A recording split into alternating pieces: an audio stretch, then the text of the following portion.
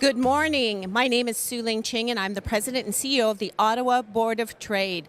Welcome to the Mayor's Breakfast, September 2021, presented by the City of Ottawa, Ottawa Business Journal, and the Ottawa Board of Trade. We're so excited to be back together in a small group. This is our first in-person event since the March of 2020 when the pandemic started. So we're thrilled to have a small group here, safely gathered, and the rest of you at home joining us virtually. Thank you so much to our keynote speaker this morning, Vice Chancellor of Ottawa University, Jack Fremont. We're super excited and to hear from him. And thank you to all of our sponsors for making this event possible. Enjoy the show.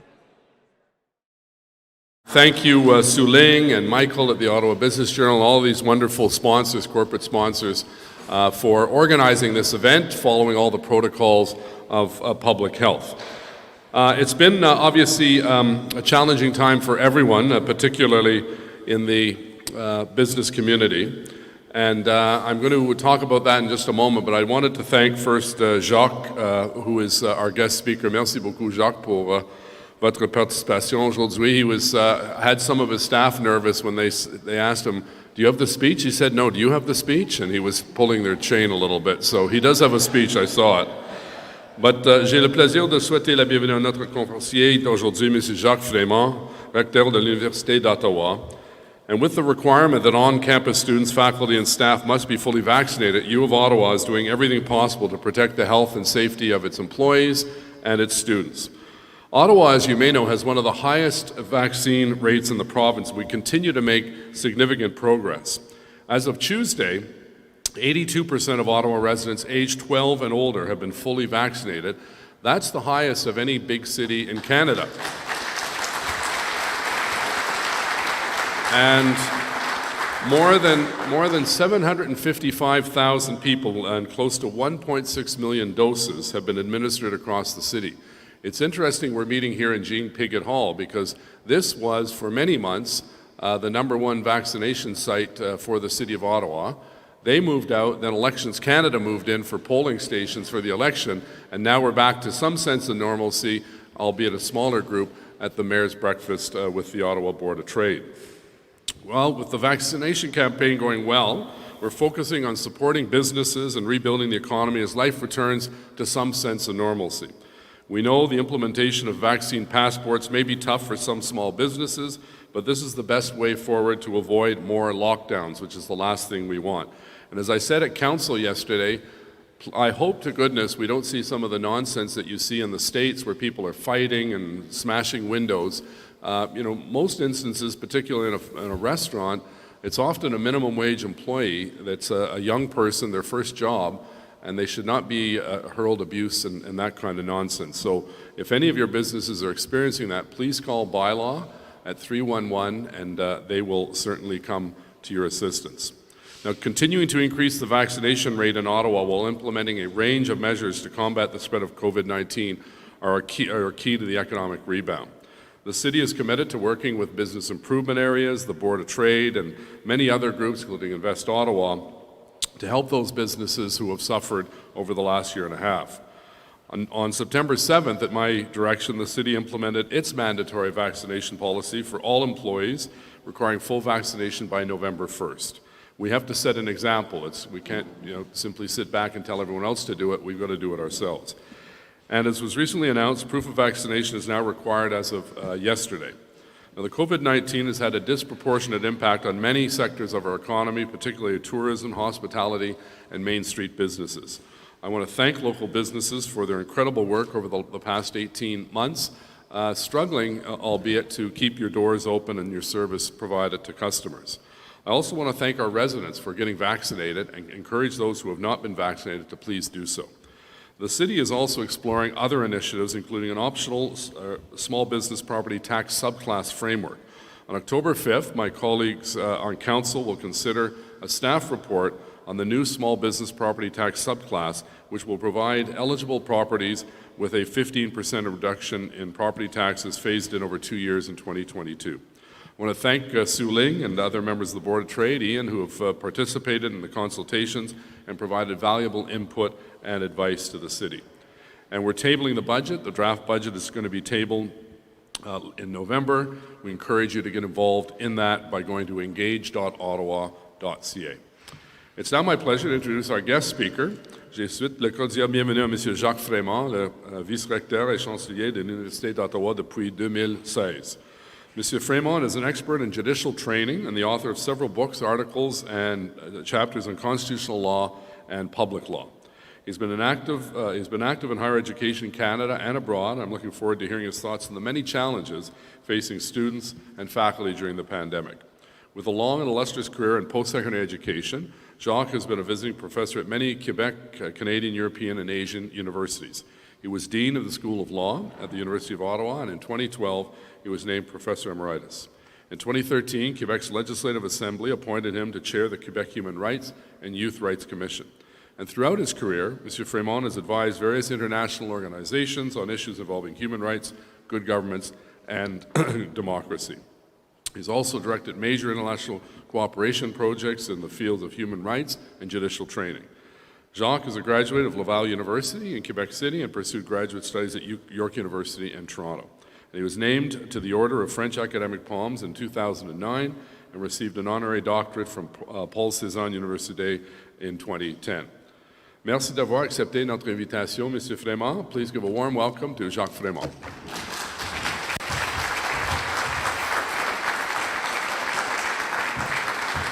Merci beaucoup, Jim. Quel plaisir de vous voir en personne, en chair et en os ce matin. Monsieur le maire, membre de la Chambre de commerce et leader du secteur d'affaires de la région d'Ottawa-Gatineau, bonjour, Kwai, good morning. Je suis très heureux et surtout honoré de participer à ce petit déjeuner du maire et en présence, cette fois, de revoir tant de visages familiers, mais cette fois pas sur Zoom ni sur Teams, mais pour vrai, c'est un immense plaisir. Et ça nous rappelle, pour les 18 derniers mois, à quel point nous avons eu la vie un petit peu difficile et à quel point nos communautés ont été touchées de plein fouet. La solidarité régionale, provinciale, nationale nous aura amenés à nous surpasser et, en utilisant un terme galvaudé, à nous réinventer depuis un an.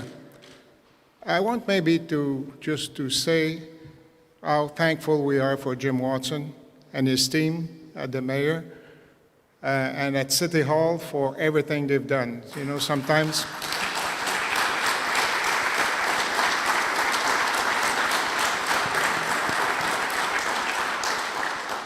I'll tell you, I find that some days the life of a university president is not easy, but the life of a mayor is a couple of steps higher. So thank you so much, Jim. Pour débuter, laissez-moi vous féliciter et saluer le nouveau gouvernement qui est en place depuis 3 jours. Je puis assurer l'ensemble des députés et surtout ceux de la région, dont plusieurs ont été réélus, qu'ils pourront compter sur la collaboration de l'Université d'Ottawa pour relever tous les défis auxquels nous faisons face. It is a great pleasure for me to be here with you this morning, not only because I think I have an important message to deliver, a message about success as business people and as citizens of this great city, but also because it is truly wonderful to be speaking with real, live people again. Our presence here is a testament to our commitment to overcoming the COVID-19 pandemic by working together and by making extraordinary efforts on behalf of the public good. That is thrilling.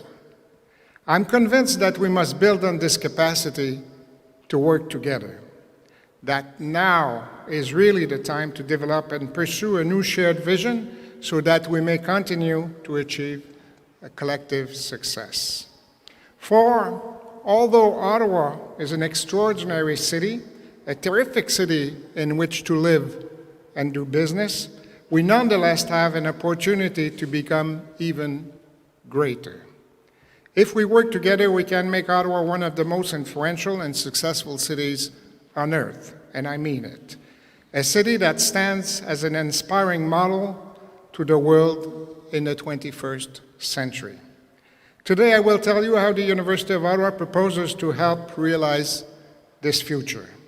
But before looking to the future, I need to introduce you a little about the University of Ottawa of the present. For it is vital that everyone understands, U Ottawa is no longer the modest regional institution that it was decades ago. Today, U Ottawa is truly a local, national, and international powerhouse. Let me begin by this statement by sharing some of the facts and figures about the business of the University of Ottawa. In 2020, the University of Ottawa's budget was $1.1 billion. So that is quite a lot of money, with the vast majority of that money spent right here in Ottawa. In fact, a study by the Conference Board of Canada in 2016, that is 5 years ago, assessed the University of Ottawa's economic impact in the Ottawa-Gatineau region at $7.5 billion annually. The educated guess is that by now it must be around $10 billion of economic impact in the region. So that is quite substantial. Now it's time for me to share a little more about this vision. I want to focus first on a recent study that assessed science, technology, and innovation indicators to determine the world's 20 most scientifically competitive cities. The rationale given for this study is, and I quote, "Scientific and technological innovation plays a strong role in dictating the future of societies. Science and technology contribute to the innovation of cities by focusing on their strength and identifying areas of potential development." I believe we all know this to be increasingly true.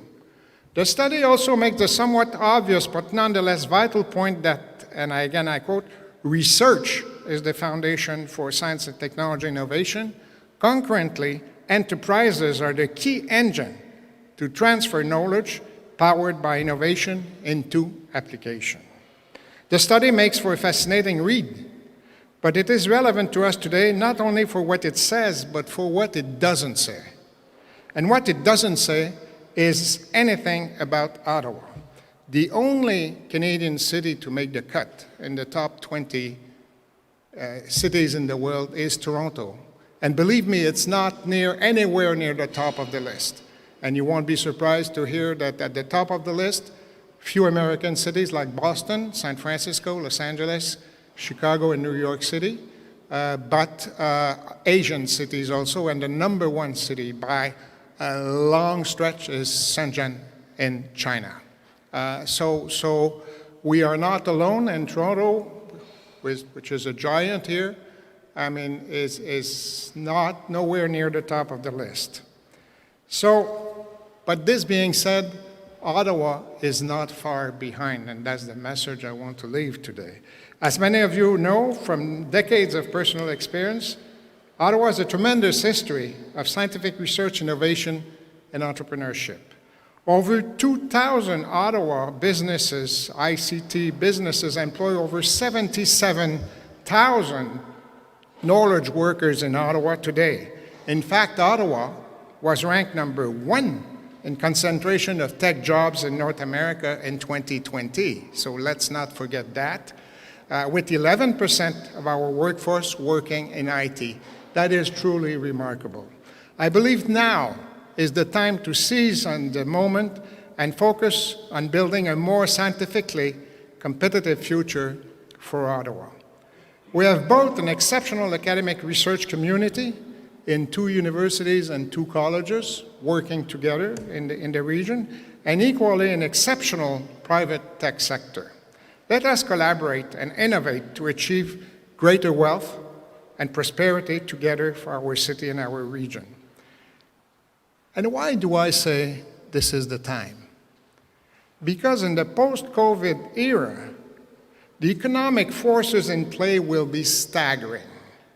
In the next 5 years, the European Union will invest more than 2 trillion euros. So it's thousands of billions of euros, 2,000 of billions of euros in post-COVID recovery for a greener, more digital, and more resilient Europe. And that does not even include the investments in research, which will be done and are announced by powerhouses such as Germany and France. So, I mean, the gain will be huge. Closer to home, the Biden administration is planning $2.5 trillion, again, trillion dollars in post-COVID investments, including in research and infrastructure. Comparé à ces vastes sommes, les montants annoncés pour soutenir la recherche en sciences et technologies dans le dernier budget fédéral sont modestes, même s'ils concernent des secteurs d'une importance stratégique cruciale comme la biofabrication, biomanufacturing, les sciences quantiques et la génétique. Il reste à savoir avec quelle intensité notre nouveau gouvernement fédéral entend investir dans la science et la technologie, mais espérons qu'il comprendra que de tels investissements génèrent d'énormes retours sur investissement, des retombées économiques et sociales considérables, tant au niveau local que national. Que signifie tout cela pour Ottawa?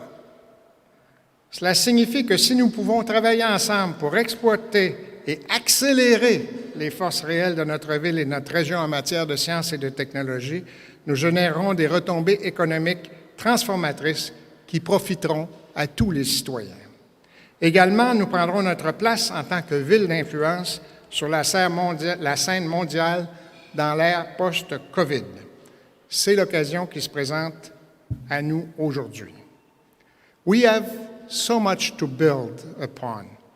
Ottawa has tremendous strengths in industries ranging from life sciences to clean technologies to automated vehicle to software, AI, and beyond. And let us not forget the formidable research mandates of federal agencies in our region as citizens of this region, as bodies of this region, like the National Research Centre, Agricultural Canada, or Health Canada, just to mention a few. The research needs of the federal government for its own business can be a fabulous lever in that respect, a lever that other areas of Canada and Canada do not have. Nor can we overlook the importance of effective industry association and industry leaders with global reputation, or the fact that Canada North is the largest technological park in Canada. The pieces of the puzzle are there on the table in front of us. The question is, will we be able to put them together to turn ourselves into one of the few smart cities in Canada, and really smart cities where people will say, oh, this domain, it's in Ottawa. University of Ottawa is ready and willing to be a major contributor to that effort. We are already a leading actor in the science and technology ecosystem, as you can guess, especially at a moment when the public and the private sectors, all industries and government, depend so much on talent to fulfill their mission.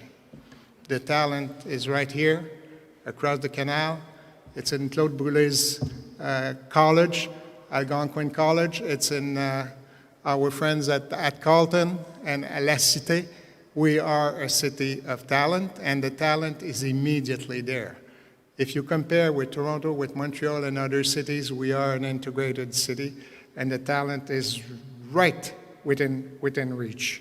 For universities are the growers of talent. We have a unique role to play in training future generation of leaders, be they scientists, like Canada's Chief Science Advisor, Dr. Mona Nemer, who is a former VP Research at the University of Ottawa, or entrepreneurs like Arlie Filkenstein, a U-Ottawa grad and president of Shopify. We are working hard at the University of Ottawa to maximize opportunities for cutting-edge research, for entrepreneurial innovation, for professional development, and cross-sectoral collaborations. And I could go on, give you examples really for hours of the innovative programs and reskilling initiatives we're putting forward these days. Among the many initiatives, we continue to develop our Canada North Satellite Campus that in 3 years has already developed numerous relationships in the high-tech sector, as well as co-op program, reskilling programs, and more. And as I've already demonstrated, a wide range of impactful research is being conducted in our labs, be they biotech labs discovering new cancer treatments or photonic labs discovering quantum processes. Quantum is fascinating. I hope in a few years' time I will be able to teletransport you between here and one of our labs, but I'm told that it's not for tomorrow yet. And yet, cutting-edge research can only be done in state-of-the-art facilities. And in that context, University of Ottawa has big plans. Although the formal announcements of these plans is still a little way off, and we have at least one board member here, so we'll keep this quiet among ourselves, I'm excited to give you an advanced taste of them, a teaser if you will. The University of Ottawa intends to build an extraordinary new world-class research facility called the Advanced Medical Research Center for opening in 2025. Not for opening in 2035 or 2030, and this is not Star Trek. I mean, it is immediate. It will be built in the next few months. The Advanced Medical Research Center will be home to hundreds of world-class researchers, students, postdoc fellows, trainees, and employees working with a wide range of state-of-the-art research labs. And it will be anchored by the Ottawa Health Innovation Hub, that is very important, which will spin off dozens of cutting-edge biotech, medtech, and digital health startups and attract hundreds of millions of dollars in research investment to Ottawa. Right now, Ottawa, the region, does not have this capacity to welcome startups in the life sciences and in everything which goes in between IT at one extreme and life sciences at the other extreme. And that innovation hub will make the difference and will catalyze research. And research does not confine itself strictly to IT or strictly to biomed. The more it goes, the more integrated it is. In fact, the independent third-party economic impact analysis we commissioned to assess our plan concluded that by 2030, the Advanced Medical Research Center and many of the companies to be incubated and accelerated within that center will collectively generate at least $1 billion of impact every year, year after year. That is on the top of the already existing impact of the University of Ottawa. The Advanced Medical Research Center will complement another major initiative which is going on. When you drive on the 417, you know, the bubble for the football field, you might have noticed that we're tearing down a couple of buildings now. It's going to be the new Faculty of Health Sciences, which will be built there, so very close to the Rideau River. And this campus will bring together the schools of nursing, nutrition, human kinetics, rehabilitation, interdisciplinary health. All of this will be, there will be labs and teaching classes together. And this new health sciences complex is fundamental to Ottawa's vision of becoming a world leader in health sciences research. I was reading yesterday a study. Our sports management program is ranked number 40 in the world. It will function from there. It is already a great program, which is not known, but it is one of the top programs in the world. So these collaborative lab spaces will drive innovative exploration, invite partnerships, foster multidisciplinary collaboration, and fuel new ideas. With a focus on Indigenous, women's mental health, it will catalyze revolutionary advances in global health, wellness, and care, and God knows we need more of that. It is through ambitious initiatives such as the Advanced Medical Research Center and the new Faculty of Health Sciences campus that Ottawa intends to help Ottawa achieve world-class scientific competitiveness. These initiatives are also invitations to Ottawa's business and community leaders, invitation to join forces for shared success. I invite you to accept the invitation to come talk to us and to seize these exciting opportunities. And if you don't come to us, we will come to you. Ottawa is determined to be a catalyst for transformative economic development in the Ottawa-Gatineau region. For we are at crossroads at the beginning of this post-pandemic era, but we cannot do that without you. And that report on the massive regional impact of science and technology showed that we need each other because the recipe is written. It is clear. Strong private sector, some strong entrepreneurial sector, some state support, and strong universities. And the mix is there, and the mix is there for the Ottawa region. We need the private sector to become champions for Ottawa and for the University of Ottawa, at Queen's Park, at City Hall, on Parliament Hill, and around the world. We must not only be partners, but ambassadors for one another and for our shared vision of a great future for us all in Ottawa. Our success at the University of Ottawa must become your success, and your success ours, as we work to make Ottawa an even more prosperous, innovative, and globally renowned city in which to live, work, play, and learn. We have come so far already, and yet there's so much to achieve. I look forward to finding out what we are truly capable of in the year to come. Thank you very much again for the invitation.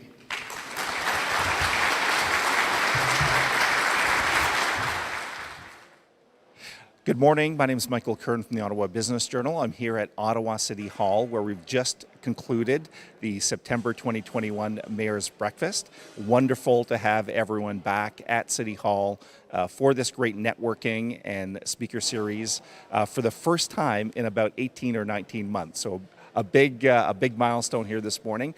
Our guest speaker was Jacques Frémont, the leader of the University of Ottawa. Mr. Frémont shared his vision for the university, and more specifically, how the university can be a major player in the local economy. More specifically, Mr. Frémont announced two major facilities, both related to medical research that will be built over the next few years. As we wrap up today, I want to take a second to recognize some of the great sponsors that support the Mayor's Breakfast Series.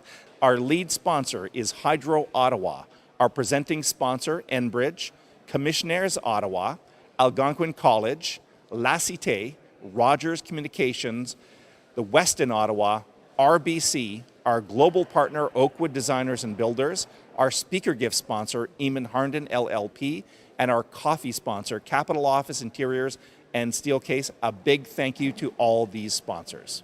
As we wrap up, I want to indicate to you that the next Mayor's Breakfast coming in October will feature Anthony LeBlanc, the president of the Ottawa Senators. Anthony will be giving us a preview of the upcoming NHL season and also how the local sports franchises is adjusting to the pandemic. So look forward to hearing that. Thank you so much for tuning in today. Please stay healthy and stay connected to us. Goodbye.